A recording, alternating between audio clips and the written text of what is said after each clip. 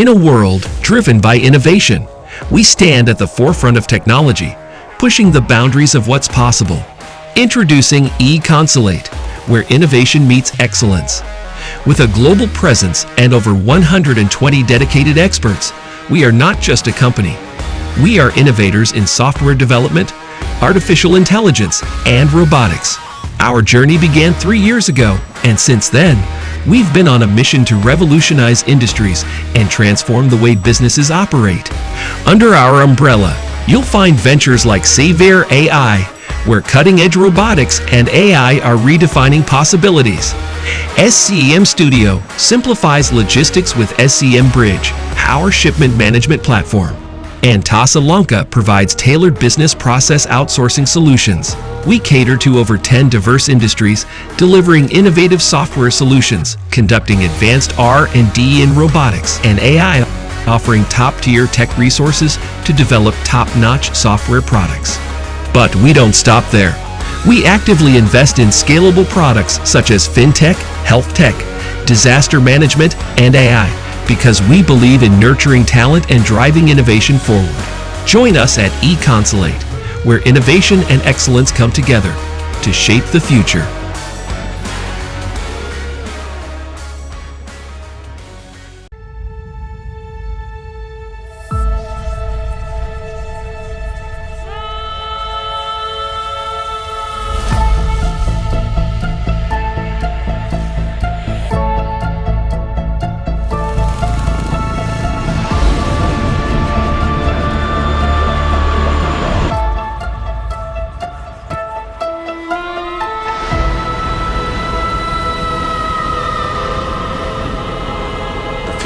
Doesn't belong to the faint-hearted. It belongs to the brave.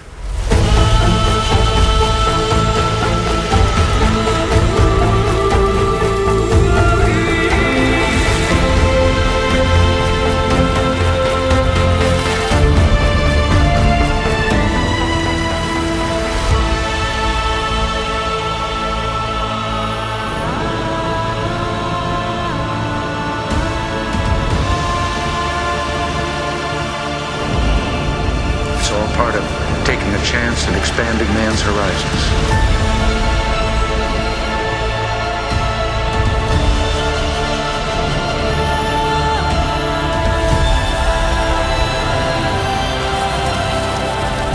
It's all part of the process of exploration and discovery.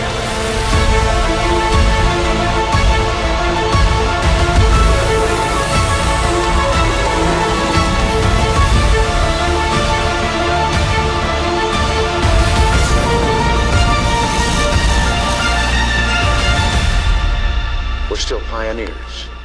We've only just begun.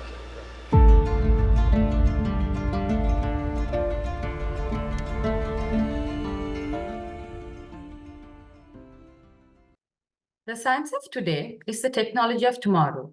Good evening, everyone. We are gathered here for an insightful session on presenting with precision, technical pitching workshop as a part of the prototype phase of CODESPRINT 8. It's a pleasure to have you join us as we explore the intricacies of mastering the nuances of technical pitching. Before we dive into the session, let me extend a very warm welcome to all our participants. Your presence here today is greatly appreciated, and we are thrilled to have you join us for what promises to be an enriching learning experience. Now, allow me to introduce myself. I'm Abani Tiruthanesan, your moderator for today's workshop. Without any further ado, let's dive into our session led by our esteemed speaker, Mr. Nikin Madara Arachi, founder and CEO of Synapse AI Labs and a dedicated teaching associate at Monash University. Mr. Madara Arachi brings a wealth of knowledge and experience to the table, and we are grateful to have him guide us through this workshop. If you have any doubts or queries, feel free to post them in the Slido link provided in the chat box, which will be answered later on during the Q&A session. Now let's give a very warm welcome to Mr. Madara Arachi. Over to you, sir. Hi, good evening, everyone. I hope I'm clear to all of you.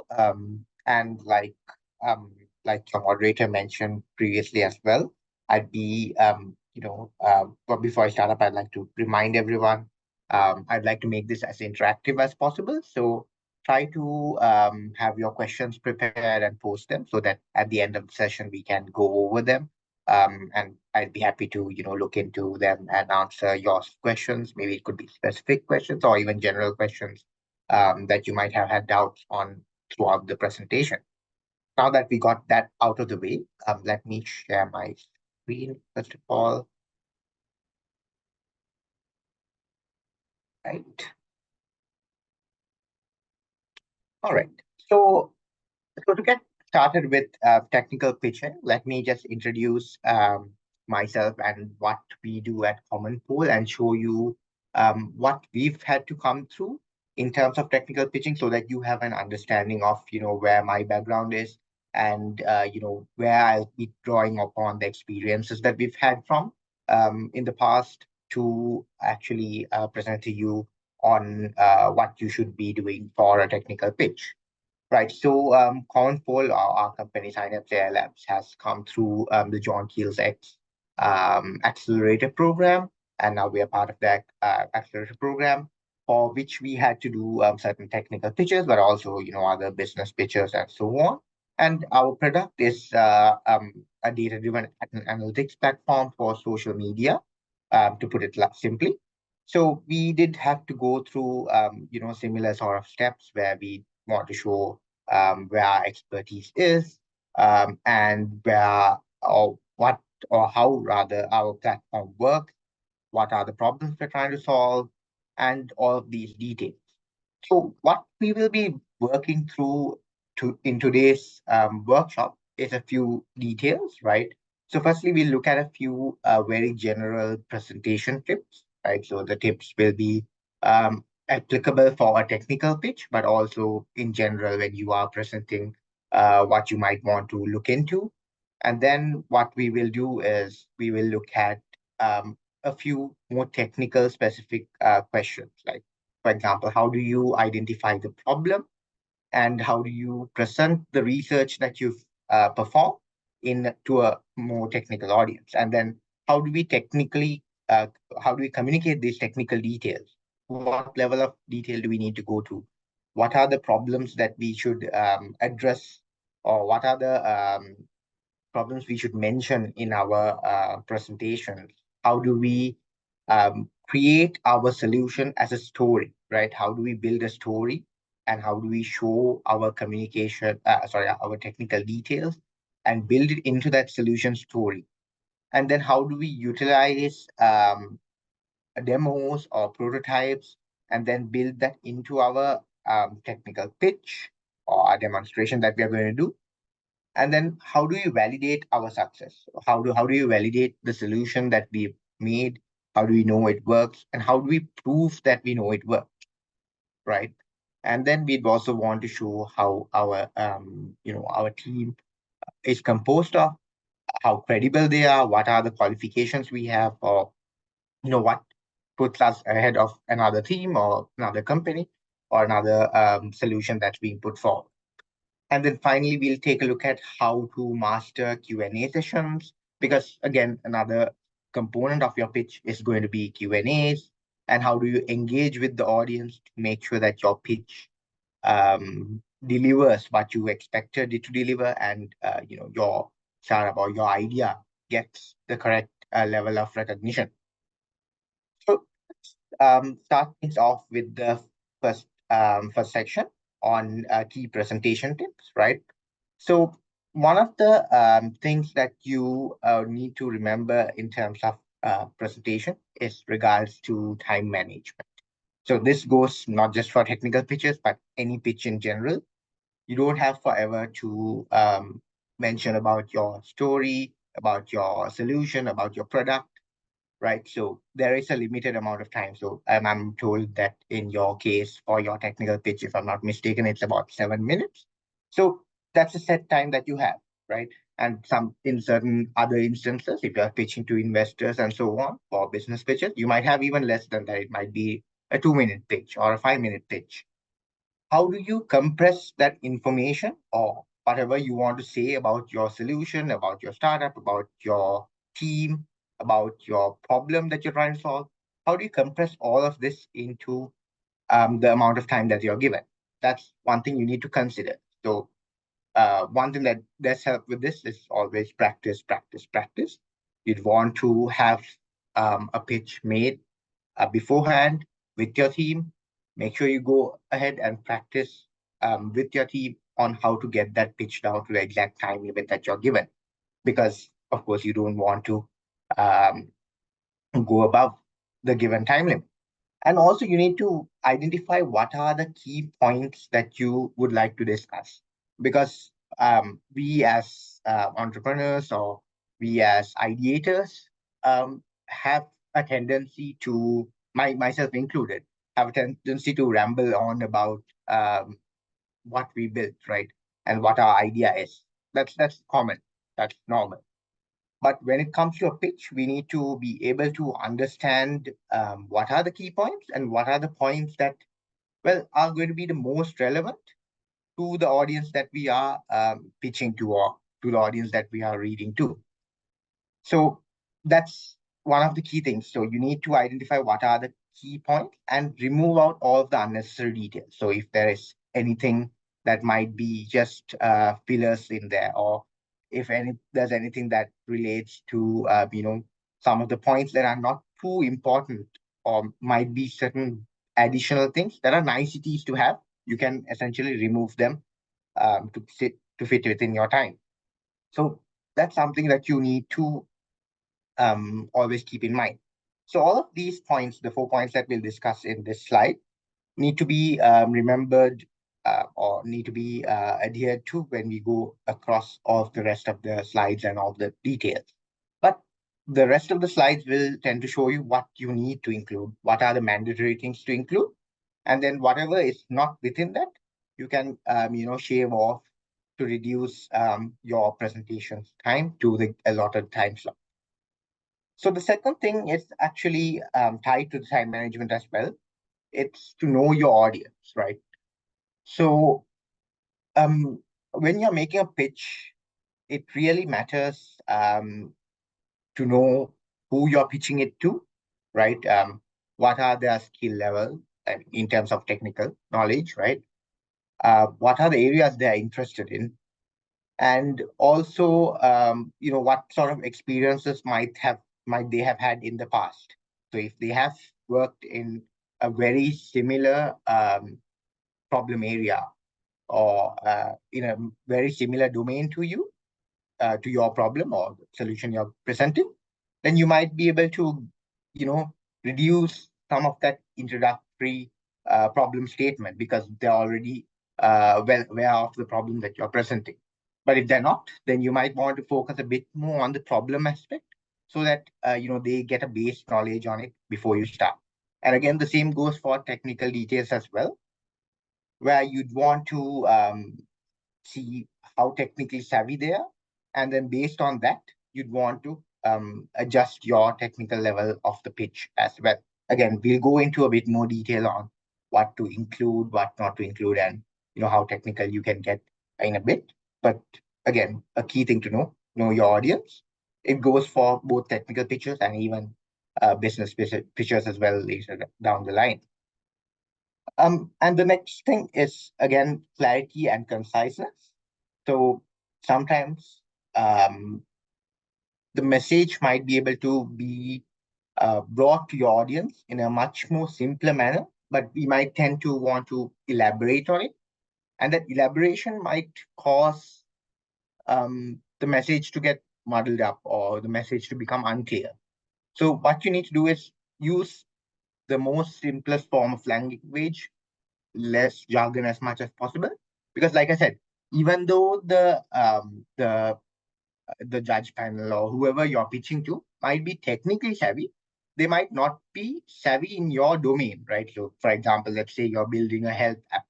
They might not be very savvy or knowledgeable in terms of the jargon used in the health industry for your specific app, right? So try to use as clear but also very simple text or simple wordings, so that your message gets across very clearly and no one's confused.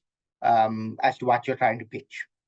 And then finally, of course, you need to demonstrate with confidence and passion, because the last thing you want is for your judge panel or your investors to see that you're unsure about your product or what you are pitching. So again, comes back to practice, practice, practice. Practice with your team. Make sure that your teammates are all in the same page, right? This goes to when you are answering questions as well, because you don't want two members contradicting themselves when you go to answering questions. You don't want contradictions between your slide deck and your Q&A session, right? So make sure that you are all on the same page and you're very confident about what you are pitching, right? So again, practice, brainstorm, try to answer as many hypothetical questions before you go into a pitch beforehand. Right, so that being said, we'll move on to some of the key components that need to be included into a technical pitch, right?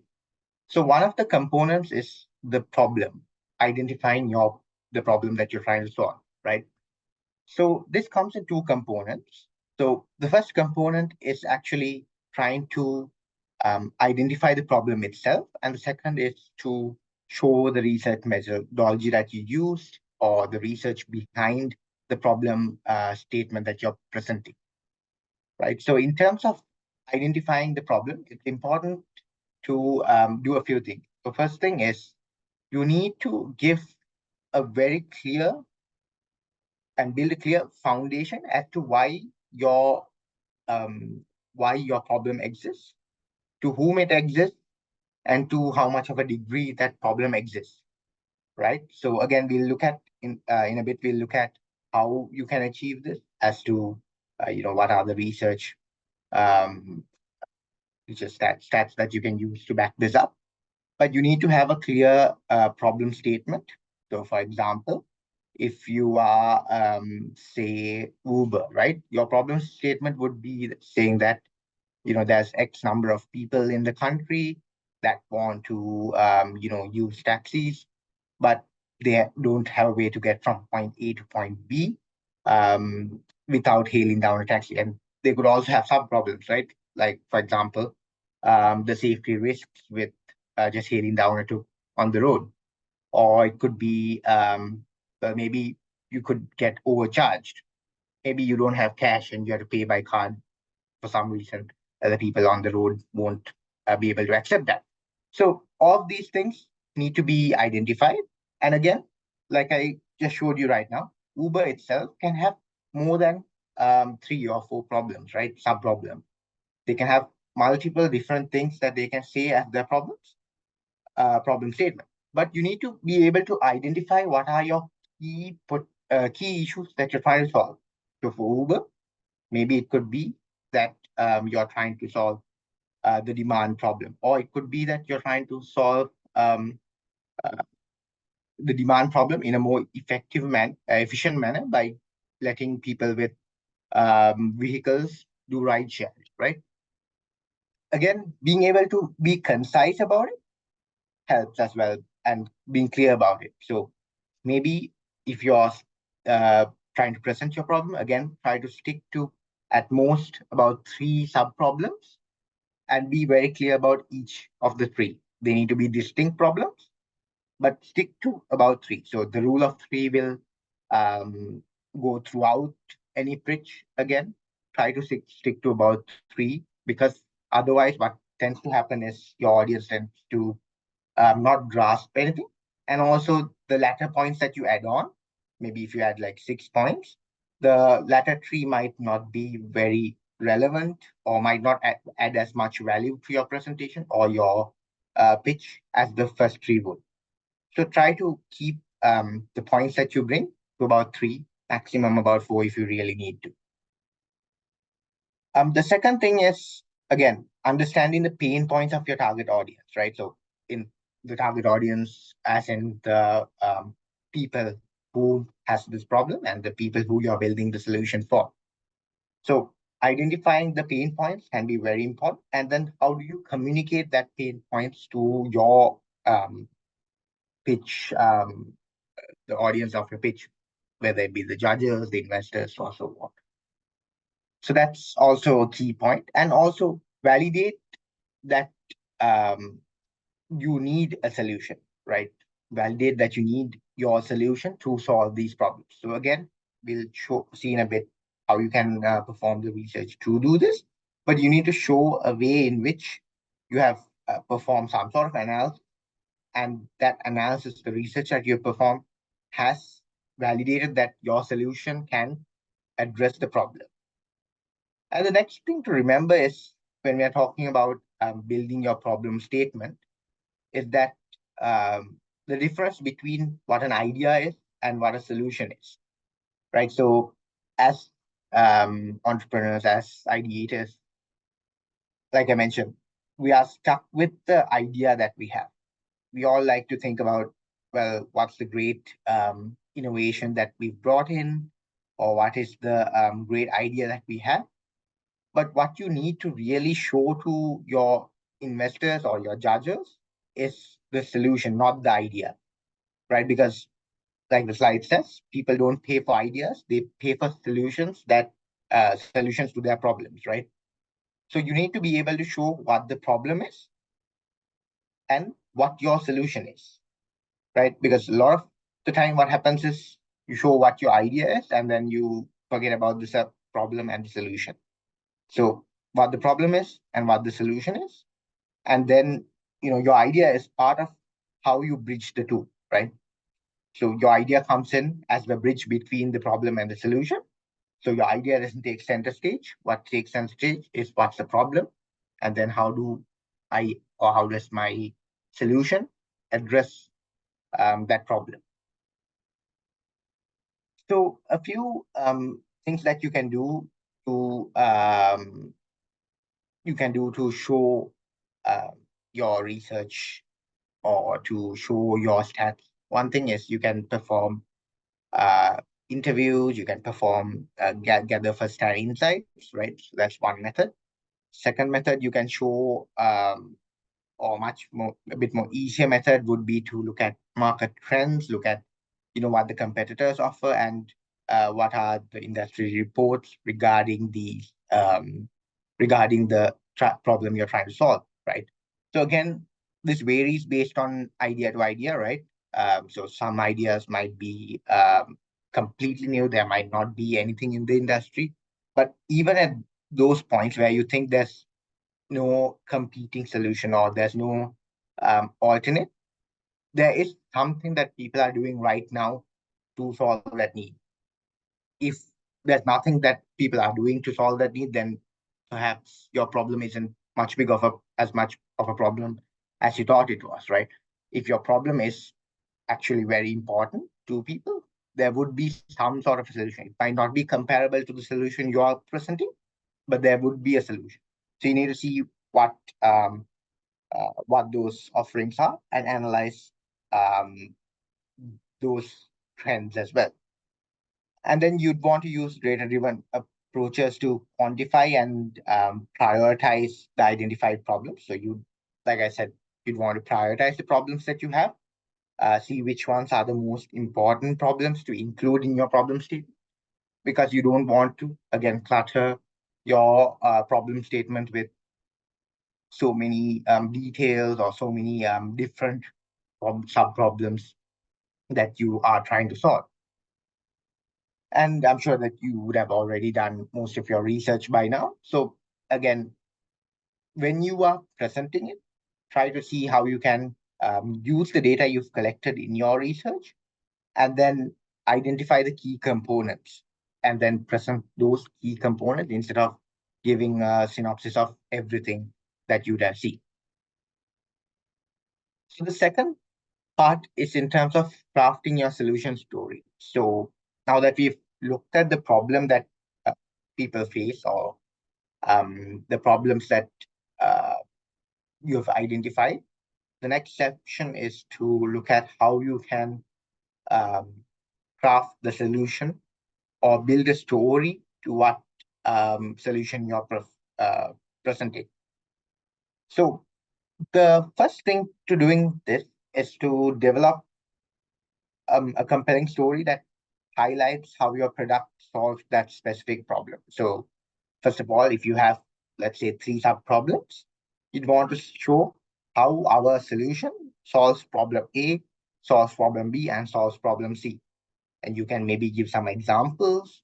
You can maybe show some case studies or some situations where a similar problem or a existing solution doesn't work, and how our new idea or new solution would work much better than the existing solution or a competing brand or whatever is currently out there.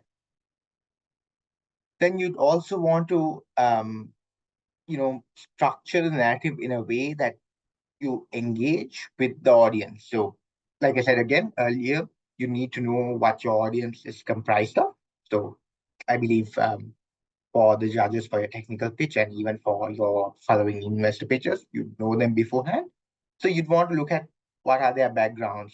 Have they worked in these industries, or have they worked with these industries rather?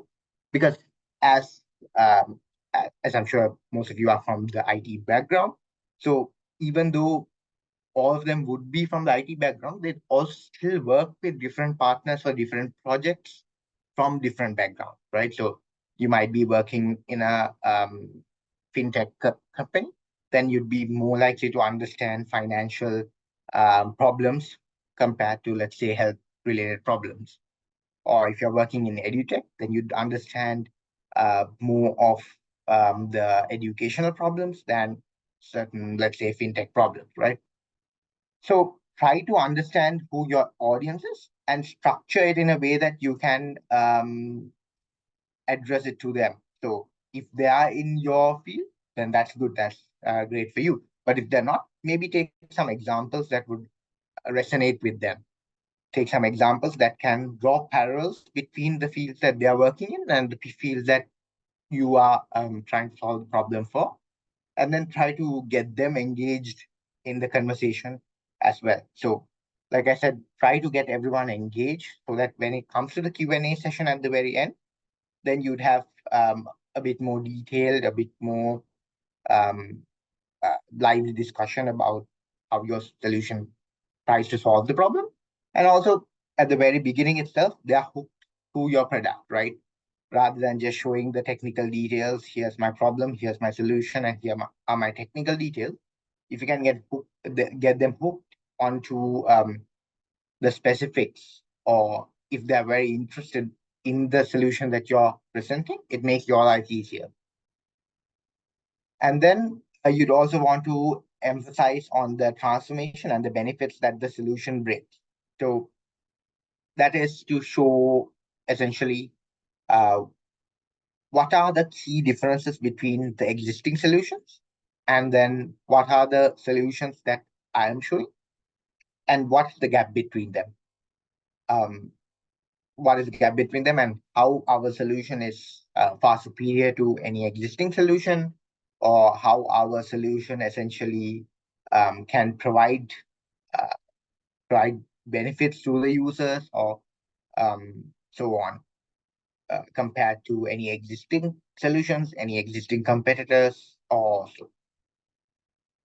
Then you'd also want to show some of the key features and benefits that you'd want to include in your solution. So if you have an MVP, then you'd want to show what are the key features that we have currently, and also perhaps what are the key features that you might be able to incorporate to your minimum viable product as well, right? So you'd want to show what are the key features that differentiate your product from existing solutions. So maybe it could be some sort of an AI built integration that speeds things up, or it could be, let's say, a simple feature, right? Like the usability of it that um, that greatly improves the efficiency of how people would use the tool or the solution that you're presenting.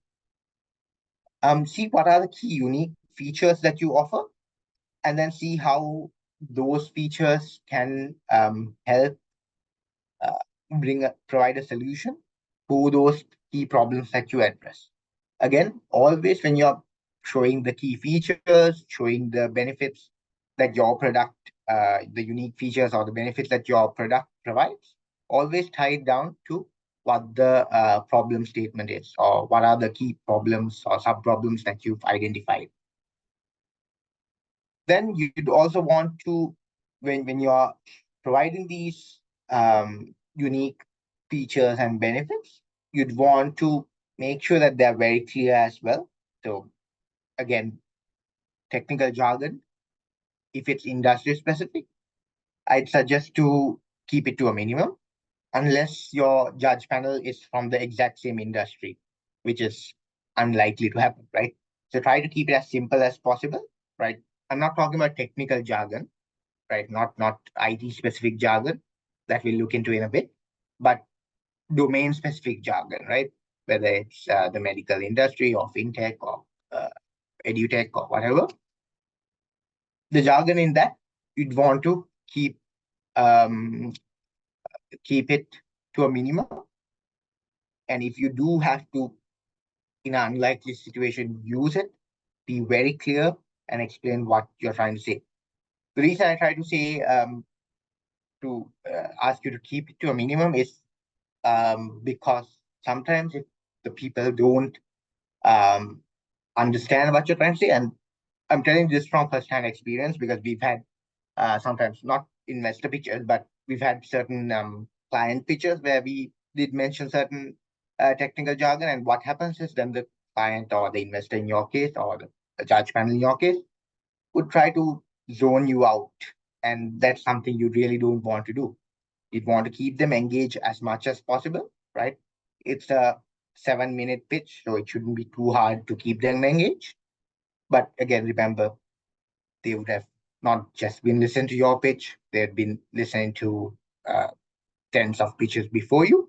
So you need to keep them engaged and attentive during your pitch. So that's the core thing. If you take out one thing from this today's session, that would be it. Keep everyone engaged, right? So to keep them engaged, you need to make it as easy for them to understand what you're trying to say as possible. So reduce the amount of jargon to keep it to a minimum.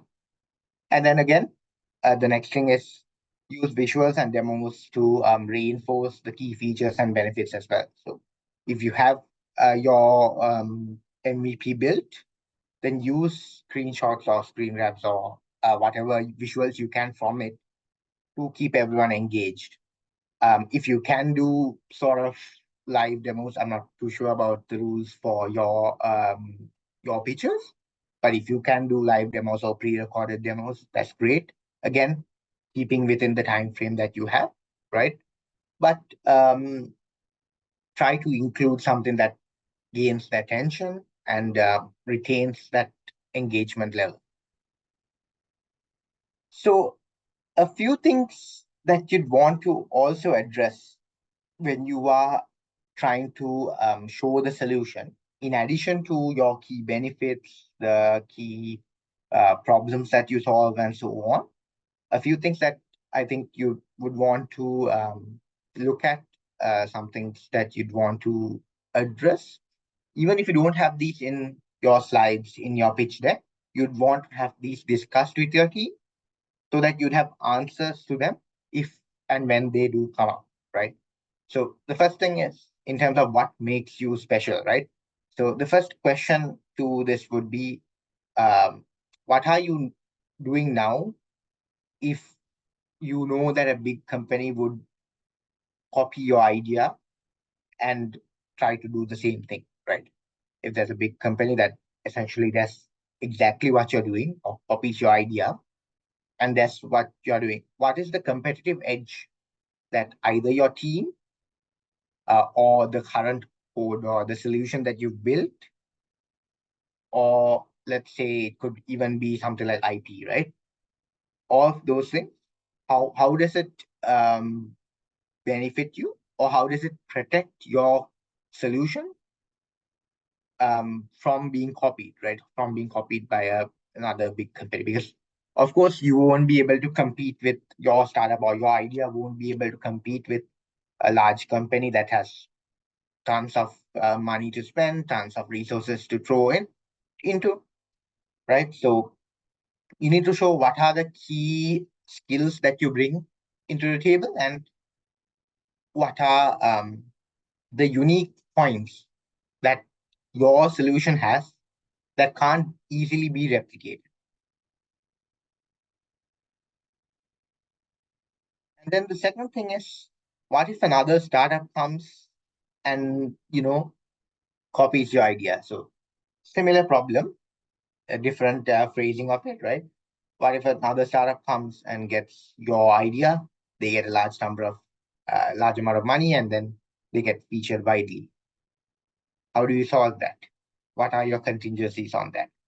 How does your solution, how is it unique enough to solve these problems? And well, what can you do about it? So think about these questions, right? So it's not necessary to mention them in a pitch deck, but if someone were to ask this, you need to have need to have an answer for it, because your answer can't be, well, we hope this doesn't happen, because things like this happen, right? I can tell you by experience that there are going to be other companies that start to do something very similar to what you do, and then, well, how do you differentiate yourself? What are the key points that you'd want to bring in?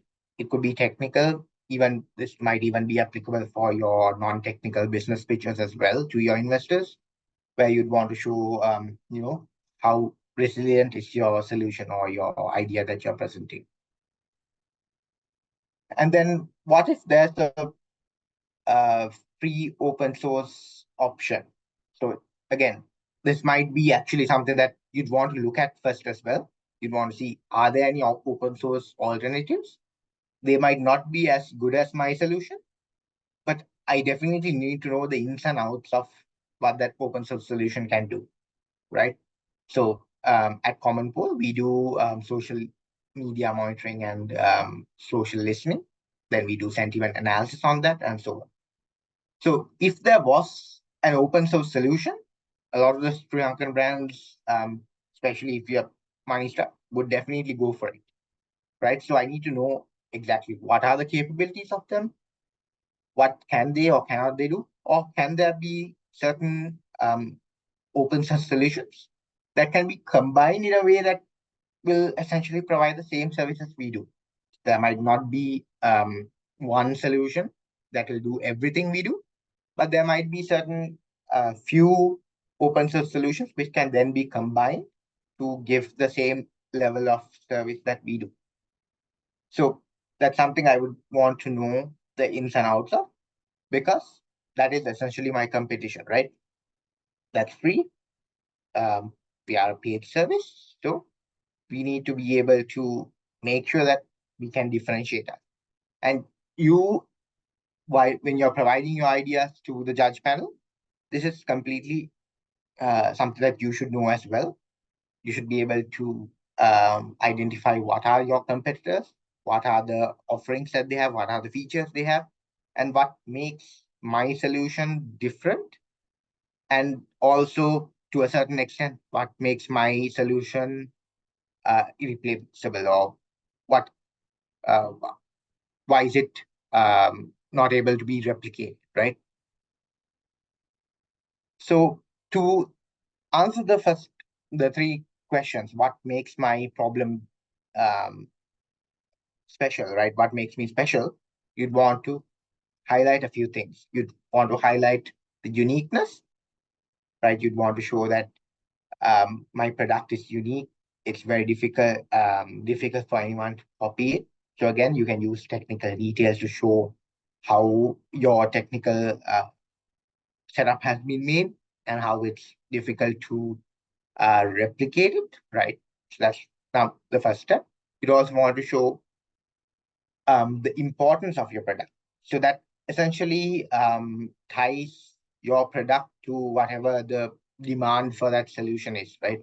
So sometimes even if your product is copied, it could be fine because there's a huge demand for that problem. There can be two players in the market or three players in the market. It doesn't matter, because that problem is something that needs to be solved. There's enough space for two fish in the sea, right? So you'd have to see and answer that question. So again, it depends from startup to startup or from idea to idea and problem statement, but something you'd want to look into. Then you'd want to see how your team and your problem would grow over time, um, compared to the competition, or compared to existing solutions and so on. So those three things would be something that you'd want to highlight. So now that we've looked at the problem, addressing what your problem is, and then addressing how your solution tries to answer those problems, let's see how you can communicate the technical details of your problem, right? So like I said initially as well, you'd want to know the audience, right? So again, I believe the first pitch that you'll be making is a technical pitch. So then with technical judges, then you can be a bit more technical with the responses you give, with the slides that you make. You'd want to show what are the key tech stack you use, what are the key limitations, explore your knowledge on those key tech stacks, on the technologies that you use, and so on. But also you'd want to, let's see, for example, if you're doing the investor pitch later down the line, then you'd want to dial that down as well. So the complexity of the technical concepts need to be adjusted to the audience that you're pitching, right? So if it is the technical audience, like you'd be having in your first stage, you'd want to definitely mention what your tech stack is. Like I mentioned, you'd want to show what sort of experience each of your teammates have in that tech stack. So in terms of team experience, I'll address that at the very end in terms of how you'd want to show that. But that's something you'd want to remember. Show what your team's experiences are, where or what sort of exposure you have to the tech stack, to the industry, and so on. Then the other thing you'd want to show is how resilient is the tech stack or the solution that I've built, right? How can my solution provide um, be robust enough so that it will, not um, well, so that it will not fail, or it won't fail based on external changes, right? So as a social listening company, what we have, one of the key issues that we've identified for our case, is the external changes to social media networks, right? So it might not be that you have a solution in your hand, but you need to have it identified, right? Because the first step to providing a solution is identifying the problem, like your entire pitch itself, right? So for us, identifying the problem was going through and seeing what are the changes that could potentially happen to the social networks, or and so on, and identifying the key things that could change. Then we can have some sort of resiliency, right? How can we adapt to any of the changes that could occur on these networks, and then address those. So again, it's very problem specific, right? So if you're a fintech startup, regulations would be one of the key issues that you'd want, external issues that you'd want to solve. And how does my tech stack and my solution solve uh, solve those problems, or rather would be able to solve those problems when it arises, right? So if in my case, in Common Pole's case, if let's say Facebook was to change the API settings, how easy would my tech stack be to adapt to those changes, right? Because if it's not able to adapt to those changes, then essentially my problem, the solution I'm presenting, or my startup, would fail after a change that an external entity like Facebook would have done. So I need to be able to identify those key problems and provide some sort of contingency plan that my tech stack or the technologies that I am using um, to build those contingencies. So even if you aren't going to mention these explicitly, what are the problems that you might face and the solutions, you'd want to have these mentioned or like discussed with your teammates, so that later on when you have um, the Q&A session, if someone were to ask you, then you'd have solutions for them. So back to communicating the technical complexity, right? So went on a bit of tangent there. Back to communicating technical complexity. In addition to simplifying your content, you can also use visual aids, infographics to enhance the understanding, right? So sometimes, again, this to make your presentations more engaging, um, more interesting, right? Use visual aids as much as possible. Again, focus on clarity um, when explaining technical details, especially if it's to a non-technical audience. For a technical audience, might be fine, but to a non-technical audience, you'd want to have a bit more clarity. And then again, this ties back into what I was saying previously as well. You need to strike a balance between what is sufficient, but also you'd want to give as much information as possible to show your competency in the solution that you're providing. So like I said previously as well, you need to make sure that your entire team is on the same page. The entire team knows exactly what you're doing, right? And the entire team is itself confident on the solution that you're providing, both in a overall sense, but also in a sense that your team knows how your tech, how the technologies work, uh, and how they build up to the overall solution that you are providing, so that you can clearly and effectively communicate it to the judge panel, the investors, and the audience. And also, you'd want to highlight, again, like I mentioned previously as well, you'd want to highlight some of the key and most relevant technical aspects of your solution.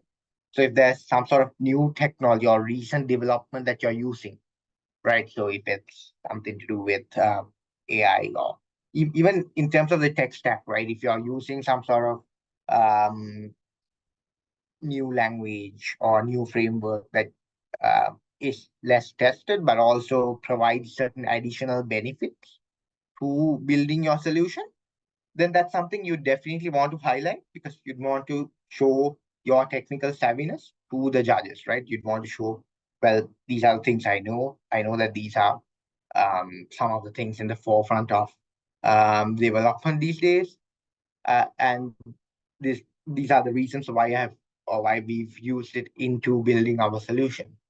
And these are also potentially the problems that this type of approach would bring into it. And these are the solutions that we would bring to address those problems that we might face in the future. So knowing all of these points, even if you don't have it in your pitch, knowing it as a team is very important. Right. So so the next section is in terms of utilizing demonstrations or demos and prototype, right? So when you are trying to show a technical details of your page, trying to perform a technical pitch, you are allowed to, this you'd have to check with your organizers, but if you are allowed to, then showing a demo or prototype would be something that would, give you some extra leverage or some extra engagement as well. So demonstrations can be, or demos can be very powerful in that you are showing that here's my product and I'm confident enough to show it to you. But also you need to be very careful about doing live demos, because always you can have technical difficulties. There could be glitches, there could be certain things that could go wrong, unless it's a very static thing. If it's anything to do with dynamic data, or if it's something that has a lot of dynamic info in your demo, then you'd want to make sure that it's very well rehearsed and very less error prone, right? You'd want to try to break it. Make sure that you're 100% certain that the demo would go perfect.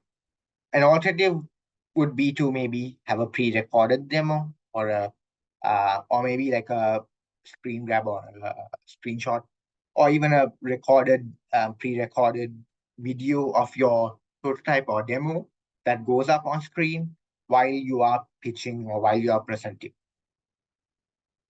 Then you'd also want to show the tangible experience or the flow in which the solution works, right? So how would a user use your solution or your product to solve whatever problem you are trying to solve, right?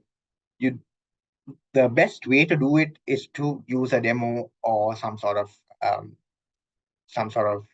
live prototype where you'd be able to show these are the workflow. It's always better to do that rather than having, let's say, a step-by-step guide or a few bullet points. Well, again, it really depends on what stage your product is in and how confident you are in doing a live demo or doing a pre-recorded thing, right? But it generally tends to bring a bit more of attention, bit more of engagement, right? And also one thing that demos tend to do, I wouldn't say always, but most of the time, is that they tend to bring a lot of the questions towards that demo. So, what you can perhaps do is, practice on the demo and see all the questions, try to brainstorm questions that might come regarding the demo. Because when people see a demo, they tend to ask questions about it because they're actually engaged with that section, right? So again, it boosts your engagement and also it gives you an easy place to target your question answering practice on. So that because you know that most likely you're going to get a lot of questions regarding the demo that you've done. And that can work both in your benefit or against you. But if you practice well, then it generally tends to work in your benefit. So when you do a demo, some things that you'd want to prepare for are one, defining the objectives that you want to focus on, right? So like I mentioned again at the beginning, you're trying to solve a few problems and you're providing the solution, maybe with feature A, feature B, feature C to solve the problem A, problem B, and problem C. So your demo also needs to show specifically how these features can be used in certain scenarios. So you can maybe be showing the demo for feature A, but you'd want to tie it up to those problem statements that you mentioned earlier. Right. So always try to keep your presentation tied up, right? Link it to previous sections of your presentation and so on. Secondly, like I mentioned previously, anticipate potential challenges. Even if you run it multiple times and you know it's going to work, if it is a live demo, then you need to prepare for a contingency. Maybe have a pre-recorded thing that can, then be played if your live demo doesn't work. Something that will let you to, avoid a technical pause, right? Because again, limited time, you need to stick to that time frame. You can't afford to have technical glitches that will hinder your flow, but also reduce the time that you have. And again, practice, practice, practice. So the next part is about how do we validate our solution, right? So now, given that we've showed the problems, we've showed the technical details of us, we've showed the solution, where we've showed the technical details. How do we start to validate whether our problem works or not? So again, this comes to a bit more of a research aspect as well, where you need to be able to show that if a solution like the one that I'm proposing were to exist, then these are the benefits that people would get. These are the ways in which the solution um, solves the problem, but also how do I validate it with facts and figures, right? So first of all, the importance of validation is the validation provides some sort of credibility and confidence to your investors, to your judges, that your solution works effectively, because it's not just you saying it, right? So, for example, if it's my company, uh, me saying that, well, Common Pool helps your brand improve its recognition, or helps the brand improve its reputation, is worthless, because it's just me saying it about my product. And well, obviously I would. But if it was, let's say, something that backs up my data, if I have something to back up my data, it doesn't necessarily have to be regarding my product, but it could be something regarding social media listening in general, right? So it could be like, for example, we could take a look at a competitor and see how they have managed to improve their uh, clients' problems. Or we can maybe take a look at a different country and see how people have solved the same issue that country, and then see how we can adapt it to our context, right? Or look at what are the existing solutions and how they improve how they solve the problem, and then add on to that what my additional features would also help. So if you don't have the data to back um, your specific product or your specific solution, use data from external existing sources that you can get.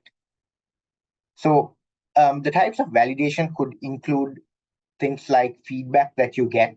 So customer feedback would, of course, be a bit too early for you guys at this stage, but it could be maybe trial runs that you run, especially if you're like a B2C type of business where you're engaging with customers rather than businesses. This might be a bit easier to do, where you can,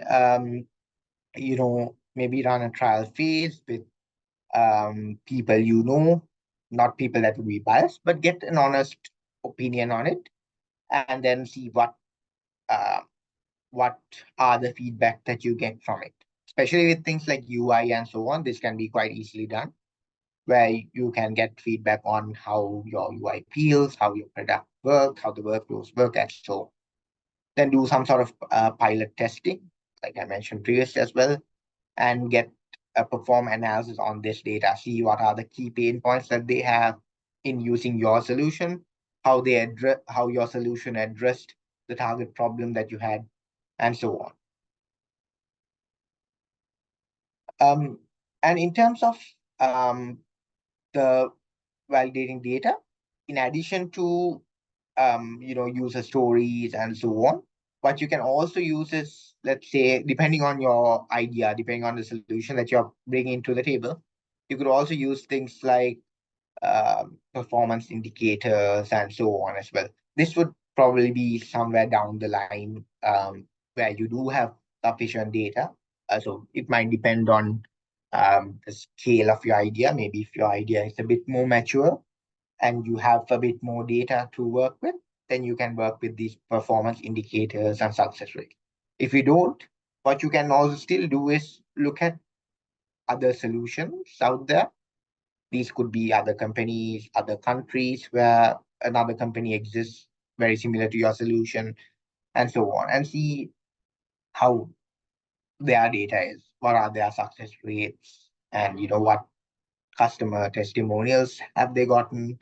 Uh, good the And you have to get all the good, the bad, and the ugly all together, and then analyze all of that at once. Then of course want to get that qualitative data from the testimonials, the feedback that you've gained, and also the quantitative data in terms of whatever user metrics you could have collected or so on, or even the problem statements quantitative data, and then combine both of them to show how your solution is, instead of using just one of the two. And then the next point is about showing how your team's expertise and credibility lies in terms of building a trust with building a trust between the judges and your team to provide that solution. So one of the key things that you need to do is to highlight the key members of your team and show what the relevant expertise is.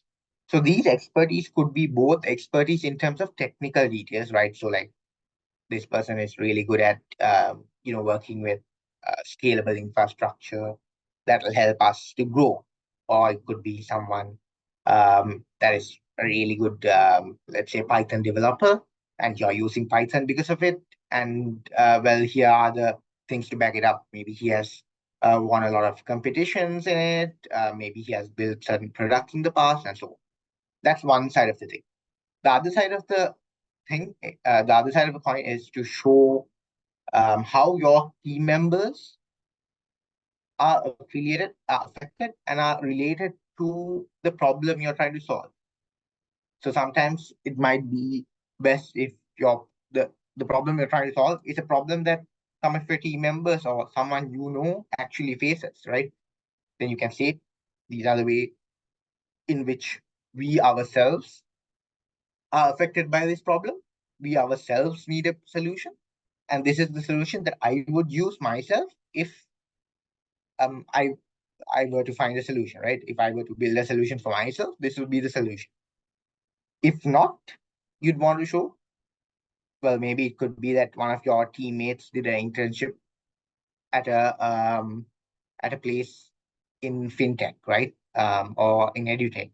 And if your solution is also to do with fintech or edutech, maybe you'd want to highlight that whatever work you've done, um, internships at your stage, internships, any work, any projects, any previous ideas or startups, or hackathons, or whatever you all have won relating to your field, right? You'd want to highlight the ones that are related to your field, so that you can show what are the technical competencies that your team brings to the table, but also what are the domain related expertise that your team brings into the table as well. You want to emphasize each of your team members and show how each of them bring in these contributions, the success stories, the experiences, the qualifications and achievements that each of them bring. And then finally, what you'd want to look at is how to master the Q&A session, right? So like I mentioned throughout this session, one of the key things that you need to remember is to drive audience engagement. And if you have managed to drive audience engagement, what you will get is a very interesting Q&A session. Because one, the judge panel or your investors would be very well aware of what your problem is and what the solution you're trying to solve proposes and how you're proposing it. So then now the basics have been covered. So now you would be able to get a lot more in-depth questions, or more interesting or more specific questions that would be asked, rather than getting you to rephrase what you just said, because that's going to be kind of pointless. So what you'd want to do is you would want to make sure that you have clarified all the basics, so that by the time you get to the Q&A stage, your judge panel can ask a lot more interesting questions. So the Q&A session provides an opportunity for the audience to address questions or concerns that they may have had. So it can be something that they want to clarify, but also it could be something they want to dive deep into. Maybe they had some experience with problem, or maybe they had some experience with the solution. Actually, especially if it's a technical judge panel, they might even be able to give you tips on how better to solve a problem, rather than the ones you come up with, or maybe some suggestions that they could give. So again, that could even be a plus point for you in the future.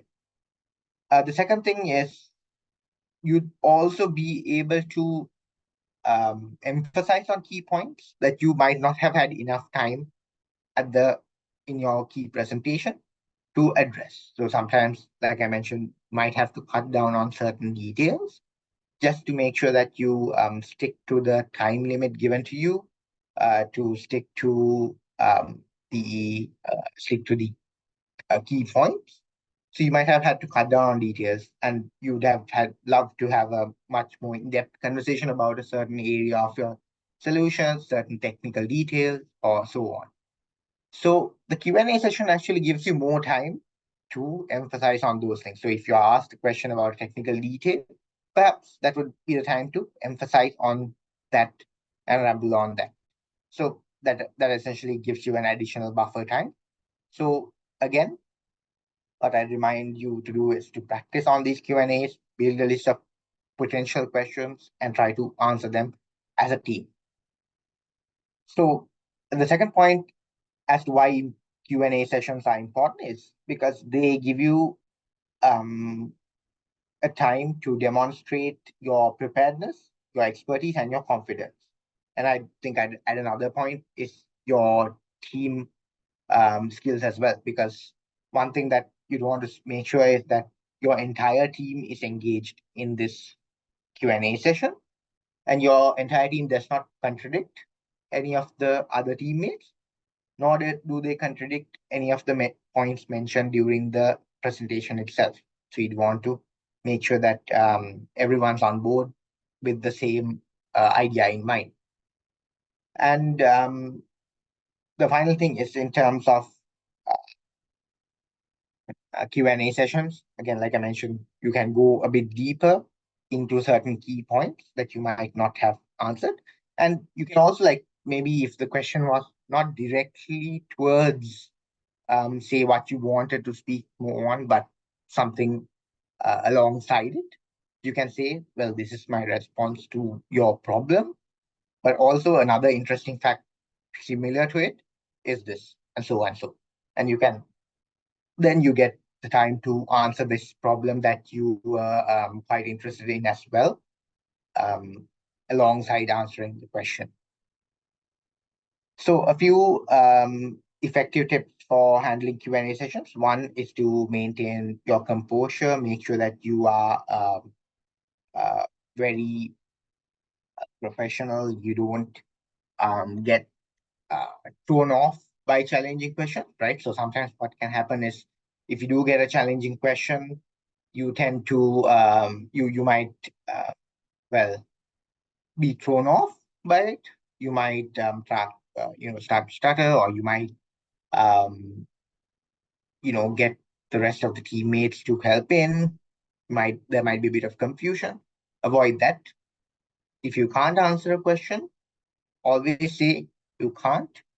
We need certain additional information to answer this question, or we need certain more time to answer this question. That's completely fine, right? Because one thing that people tend to do is fake it, or like blabber on about something else, which doesn't give the confidence that the judge panel or the investors are looking for. It's always better to say, I don't really know this, but I will go back and look at my data, or look at my solution, or look at it and get back to you, rather than saying, well, this is how it worked, but you're not really telling it the correct way, or you're essentially making things up as it goes. Because, of course, especially with a technical judge panel, they will know when you're bluffing. So don't go to bluff and try to bring your way, cut your way across it. Try to figure out the solution as a team if you do know the answer to a question.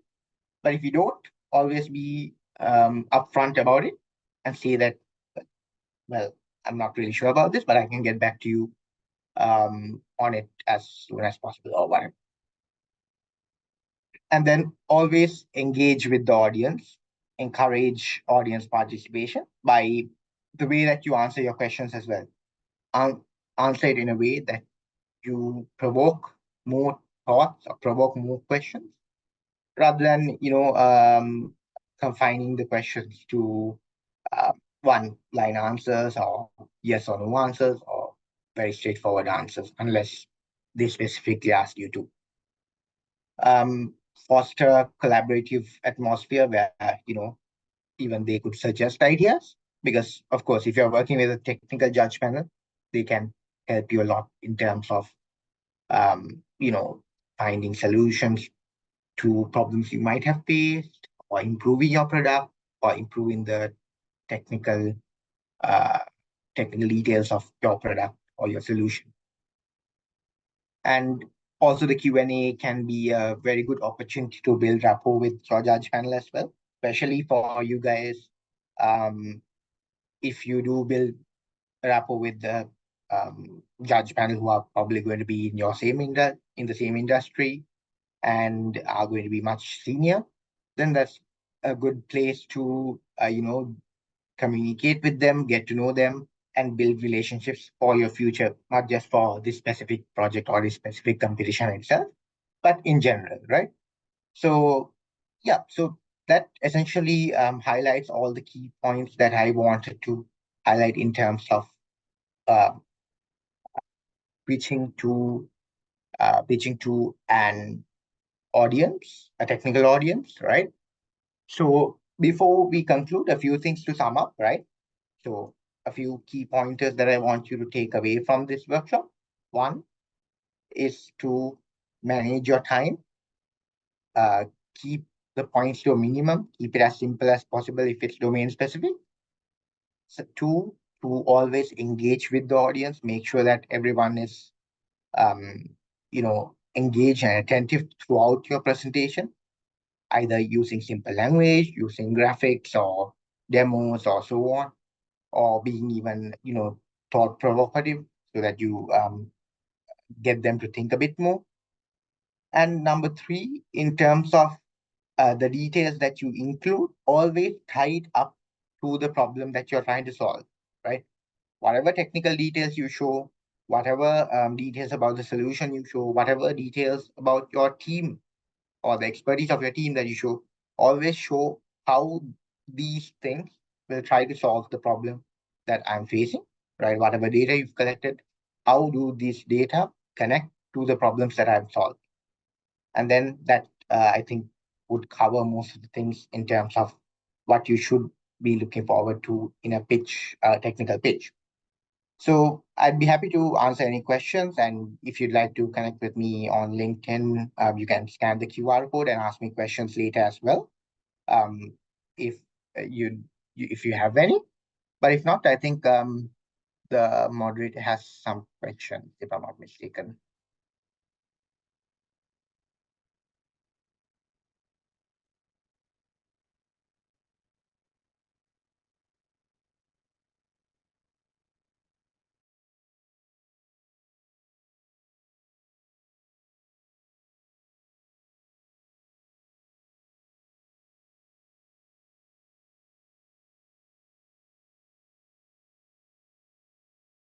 We greatly appreciate your valuable insights, sir. Now let's transition to the interactive segment of our workshop, the Q&A session. Here's your opportunity to directly engage with our esteemed speaker. Feel free to post any questions you may have using the Slido link available in the chat. Let's make the most out of this session.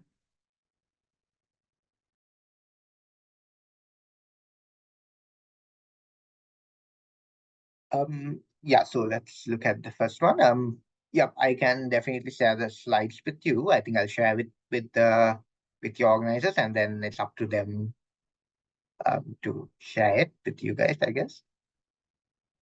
Could we focus on yeah, so I would say you'd want to focus on both, right? So you definitely want to mention the features you implemented, right? That's definitely necessary to be in there. You need to show how these features solve the problems that you have at hand, like I mentioned, right? That's a definite yes. But in terms of the tech stack, again, yes, you'd want to mention it, right? Again, to how deep you'd want to go into the tech stack is up to you depending on the time that you have. But at least a mention of what are the technologies you use, how they integrate with each other. And again, like I mentioned, when you're introducing the team, you would want to show how what the level of expertise is with with each member of the team for each of the technologies that you use. Yeah, I think that answers your question. And what are the common mistakes to avoid? Okay, so like I mentioned previous as well, a few common mistakes would be one, taking too much time to show what your solution is or what your idea is, right? Rather than tying it down and quickly going over it and tying it down to the problem. Sometimes, like, sometimes any uh, founder, any entrepreneur would try to delve a lot on your idea, keep blabbering about what you do or what are the core features, what are the cool new things that you are introducing. But we forget to tie it down to the problem. We forget to show how the problems we solve, essentially, the solutions we provide solve the problems that we have identified, right? So we always want to tie it down to the problems that we bring. That's one thing. The second thing is, again, not practicing enough. Very common. If you don't practice enough, if your teammates aren't on the same board as you, or if your team isn't coherent, then you're going to have a problem, right? Especially if the team is presenting together, part by part, or if, let's say, the team is answering the questions together, you need to know uh, who is going to do what, and the other team members needs to know how to step in if there's an issue, or so that you're all in the same book, um, and you don't contradict yourself, right? So I think those two would be the two key mistakes that you could make. And I think that's a bit common to any pitch, rather not just a technical pitch, but even for any sort of pitch that you are to make, that would be a common mistake. Right. The next question is structuring a technical pitch. What are the best practices, right? So again, this would depend on your problem and your solution, your team, all of it, right? I wouldn't say there's one size fits all solution for this. There's no one clear structure, but I would definitely say you'd want to have the problem at the beginning. Then you'd want to show the stats around the problem. Let's say uh, the validation part of the problem, right? Just because you say there's a problem, there's no problem. The judges don't have to take your word for it. You need to show the stats behind it, your research behind it. Then you'd want to show the solution you're bringing as a whole, right? As a very abstract concept. What are the key solutions? What are the key features in my solution to that problem? Then you'd want to go into the technical details, and then you'd want to show what are your contingencies, what are the issues you might face, and then the validation part. The thing that you could maybe change around in it is where you bring in your team details. So um, again, this would depend on how proficient your team is. If your team is very proficient or has very valid past experience, you might want to put it at the top. But in most cases, I'd say it's better to put it towards the end where you show the tech stack and then explain the technical details, and then you can show why your team is the best possible team to solve those problems, but also to solve it in the way that you're solving it, right? You want to show these are the tech stacks we are familiar with, these are the problems we solved in the past, and because of that, we are very well equipped to solve this problem and to propose the solutions that we are providing. Right. Is there an example YouTube video? Well, I think this would be best to be checked with your event organizer. Um, I will I will check for an example YouTube video, and I will perhaps I can send it to the organizers with the slide deck, and then they can share it with you. But there is a YouTube channel that I could suggest to you. This is not just for technical pitches, but in general. It's called Slide Bean, right? Slide Bean. They are a Costa Rican company that also operates in the US. But essentially, they started a startup and then now they have converted it into a YouTube channel of sorts to um, drive in growth for their startup. But they have really good content with how to start a company, start a business, start startup, um, from everything to do with legal stuff to technical stuff to marketing, sales, most of the things, and including pitching, because pitching is one of the core things. Um, that would be something that comes to mind directly, but if there is something specific that you can watch, I will send a link across.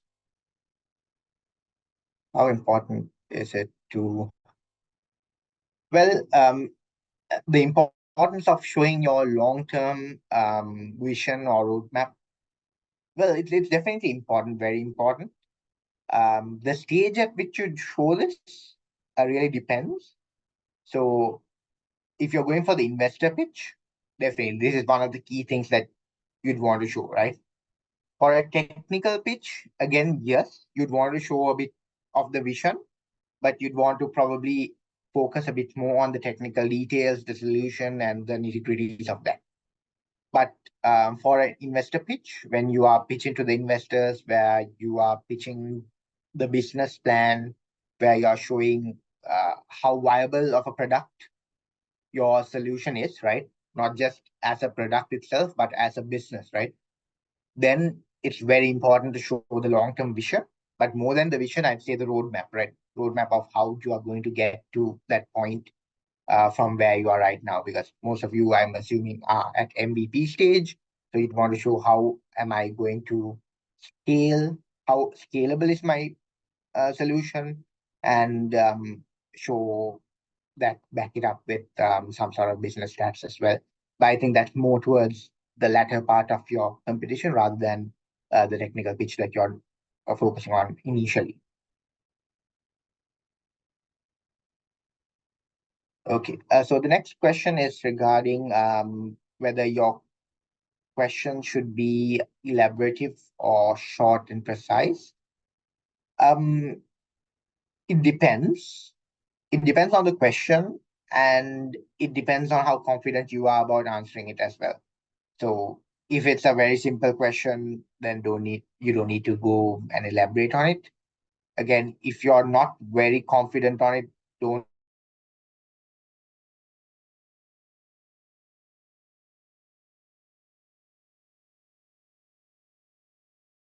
in fact do know the answer, or and then if you have certain additional points to bring in, do bring in them. Don't try to re-emphasize what you mentioned initially, because it's pointless. You're just wasting time. If there's anything new, like I mentioned initially, if there are certain things that you had to cut down on to bring your presentation pitch to the correct amount of time, then you can perhaps include those things in your Q&A answers so that you can elaborate on them a bit more in detail. Again, it, I guess, depends on uh, the specific situation. Right. The next question is, what strategies can startups use to make the technical pitch stand out from the competition? Well, again,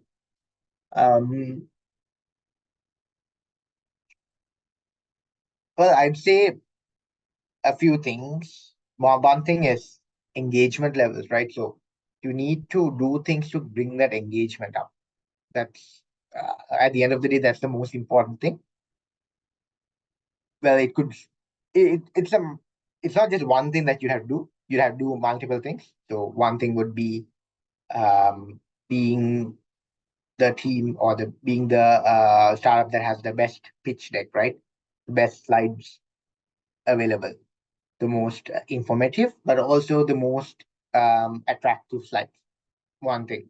Second thing could be being the most best spoken, most well rehearsed, right?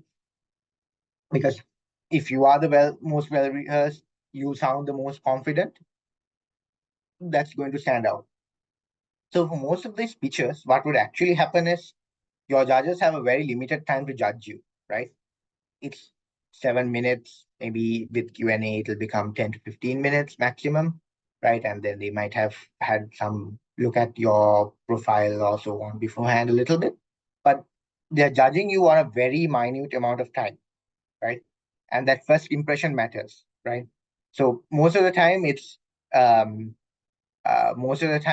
not just your solution, right? But or the problem, but also how you present it. That makes a huge difference. How confident you are in what you solve, how well rehearsed your team is, and how attractive your presentations are, and so on. So that's why I said maybe try bringing in demos if possible, but again, make sure it works 100% if you are doing a demo and that you can fit it within the time. Something like that could help you stand out. Yeah, so I think that will be the main thing to stand out. And yes, the YouTube channel is called SlideBean, SLIDE. I'll just put it in the chat.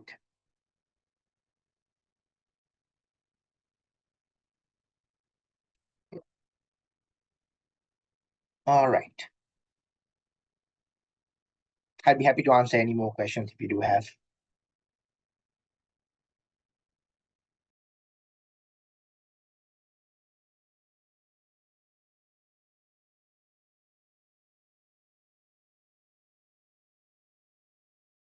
Thank you, sir. Let's extend our sincerest appreciation to Mr. Niken Madara Arachi for generously sharing his expertise with us today.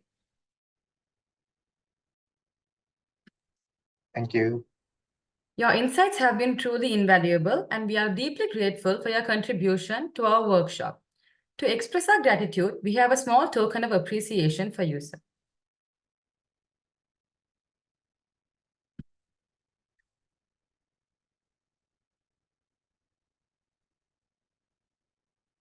Finally, I'd like to extend our heartfelt gratitude to all our participants for your active participation and engagement throughout this workshop.